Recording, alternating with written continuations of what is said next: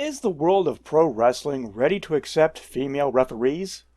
I watched one of the free pre-shows of AEW. I noticed that one of the referees was female, and I thought, interesting, I don't ever recall seeing a female referee before. And then I was listening to Jim Cornette, and of course old fuddy-duddy Cornette is, or I should say was, against a female referee because according to him, it exposes the business. You know, Jim, I'm pretty sure the day a wrestler climbed to the top rope and jumped off, the business was exposed. Well, think about it. If your opponent, who you are trying to pin, is laying there with his shoulders already on the mat, knocked out, just laying there in a vegetative state, this would be the perfect time to lay down on top of him for the 3 count and win the match. It makes no logical sense to climb up the ropes like King fucking Kong and jump on top of him. If you need to do extra damage before going for the pin, there is this amazing move called the Stomp. And it's a perfectly legal move. A well-placed stomp to the face or ribs is far more damaging than any move you can do off the top rope. But I digress. Anyhow, old James E. Corney finally began to accept her when she took an authoritative role in a tag match. Which, by the way, I wish referees would be more strict and authoritative. After all, a referee is to a professional sport what a judge is to a courtroom. Even with all the trash talking and hot tempers, have you ever seen a boxer get up in a referee's face, push him, threaten him, or straight up breaking rules in front of him, just daring him to do something about it? No, I've only seen that shit in pro wrestling, and when Mike Tyson bit a dude's ear. Aside from that, I've never seen a guy just really push his luck with the ref deliberately. Anyhow, it got me to thinking if anyone aside from Cornette had an issue with female referees. And to my shock, holy shit, there are a ton of people that feel women have no place refereeing fake wrestling matches. I recall one guy in the comment section of a Ryback video that said women had no place being referees because it wasn't believable. And why do women hate being women? Why do they all want to try to be like men? Now keep in mind, Ryback didn't say that, just some guy on one of his videos in the comment section did. Yeah, that's right, this guy believes that wanting to be a pro wrestling referee is rejecting womanhood and trying to be a man. Folks, let me tell you, I had no idea the Amish were allowed on the internet. Anyhow, let's analyze this whole situation. What does it take to be a pro wrestling referee, and do women believably have what it takes? First thing you need in a ref is severe nearsightedness. Ideally, you're looking for Stevie Wonder. At the very least, Mr. Magoo. A pro wrestling ref has to be incapable of seeing 9 out of 10 low blows, hair pulls, and eye gouges.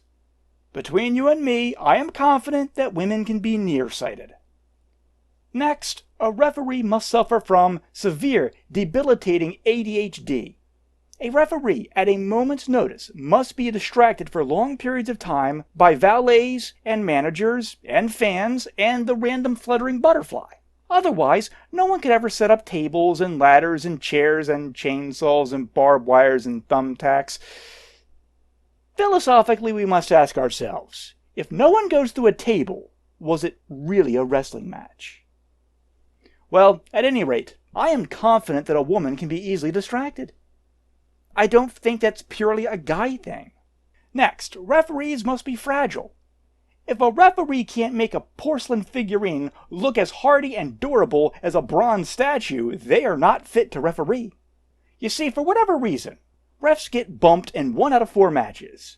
These minor, delicate bumps, such as gently and slowly backing into them, results in a ref laying on the mat for a good 4 to 6 minutes, completely comatose. I am confident a woman can be as fragile as a man, but I'm not sure they can be as fragile as a referee. A referee must also be small, so that the wrestlers look really big. Ideally, you want to hire former horse jockeys.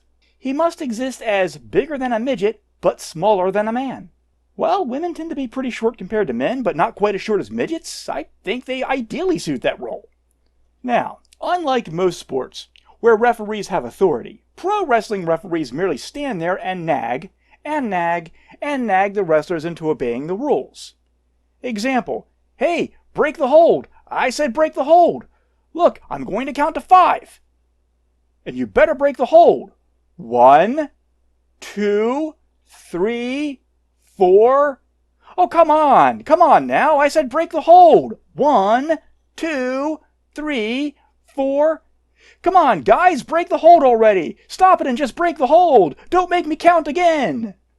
So the question we need to ask ourselves is, can a woman nag like a referee? Now I'm going to go out on a limb. I'm going to go out on a limb here and say, yes, women can nag. And a referee must have a predisposition for long gossip. Take, for example, every time Bobby the Brain Heenan or Paul Heyman or James Mitchell got up on the ring apron to distract the ref. It was always a good 2 to 3 minute conversation. It was always a good 2 to 3 minute conversation while the guys set up the tables and the thumbtacks and did all the things they had to do. I once seen Bobby the Brain Heenan distract a ref for half of an Iron Man match. They left the ring and were fighting all over the arena. They went outside into the parking lot, fought their way all the way back into the ring before the referee finally turned around, due to how engaged he was with gossiping with Bobby. Now that is some gossipy shit right there, folks. So we must ask ourselves, can a woman be a long-winded gossiper? Again, this is just me.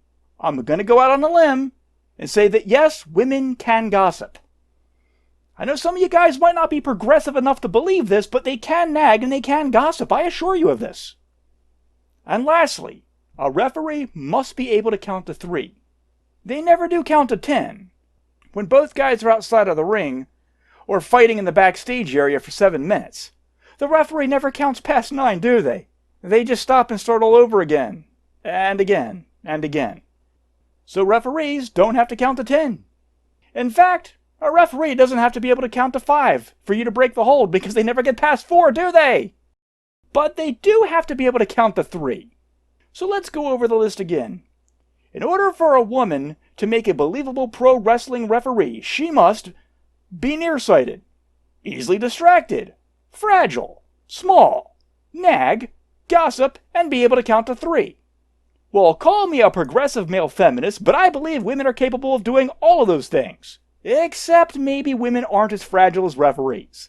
You see, I was in a grocery store a couple months ago, and I backed up for a moment and accidentally bumped into a woman. She didn't fall down, and she wasn't knocked out cold. Had I bumped into a referee, he'd still be laying there to this very day. So ladies, are you weak enough? And are you fragile enough to be a professional wrestling referee?